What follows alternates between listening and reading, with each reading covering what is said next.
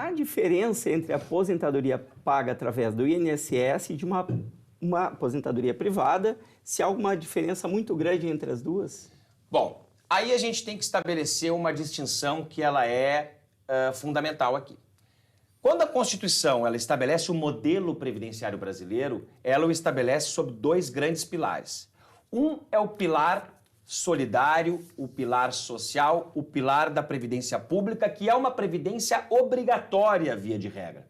Quem trabalha no Brasil e tem remuneração, Evanir, está obrigatoriamente vinculado a um regime público, oficial e compulsório de previdência. São os regimes próprios de previdência, que são os regimes dos servidores públicos efetivos, aqueles que prestam concursos públicos para provimento de cargos efetivos, pensem procuradorias, agentes de trânsito, quando não são de empresas públicas como a IPTC em Porto Alegre, pensem também nos médicos do SUS, pensem, enfim, em N carreiras, auditores fiscais, são vinculados a regime próprio, salvo se não foi criado o regime próprio, eles estão no regime geral, porque há obrigação de filiação ao regime público. Regimes próprios e o regime geral, que é este do INSS, destinado, na grande maioria, aos trabalhadores da iniciativa privada.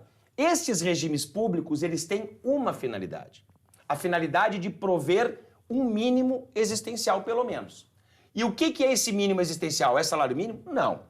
Não necessariamente. Vai ser algo de acordo com o que ele construiu ao longo da vida em termos de salários que serviram de base para as suas contribuições. Mas, vejam bem, isso é muito importante, os regimes públicos não pagam aposentadorias ou quaisquer outros benefícios de acordo com o que um determinado segurado amealhou e acumulou ao longo de uma vida. Não. Ele vai pagar benefícios de acordo com os valores de referência daquelas contribuições. É verdade. Mas não depende o pagamento da aposentadoria pelo poder público de um acúmulo de renda. Se não houver este acúmulo, e não existe esse acúmulo, não se forma fundo privado, não se trabalha com poupança nos regimes públicos, bom, independentemente de haver saldo ou não, vai ser paga a aposentadoria.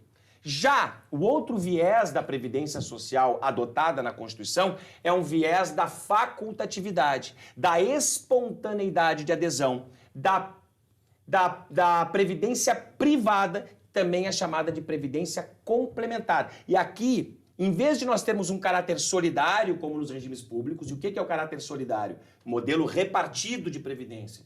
A atual geração de contribuintes financia mensalmente a atual geração de aposentados. O dinheiro arrecadado, dinheiro para pagamento. Dinheiro arrecadado, dinheiro para pagamento. Não se forma fundo.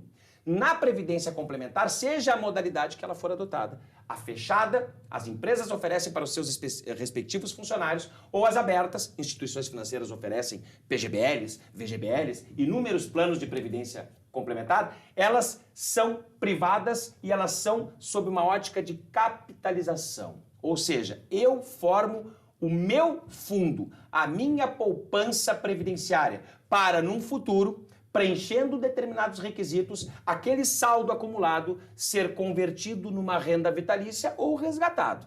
E aquilo ali vai depender do sucesso dos investimentos do fundo. E aí a livre concorrência ela atua muito. Quais são os melhores fundos? Tem que verificar, tem que prospectar no mercado para ver quais são os melhores fundos. São previdências PGBL, VGBL, são previdências abertas, fechadas. A fechada eu só acesso se eu tiver numa empresa que me oferece isso.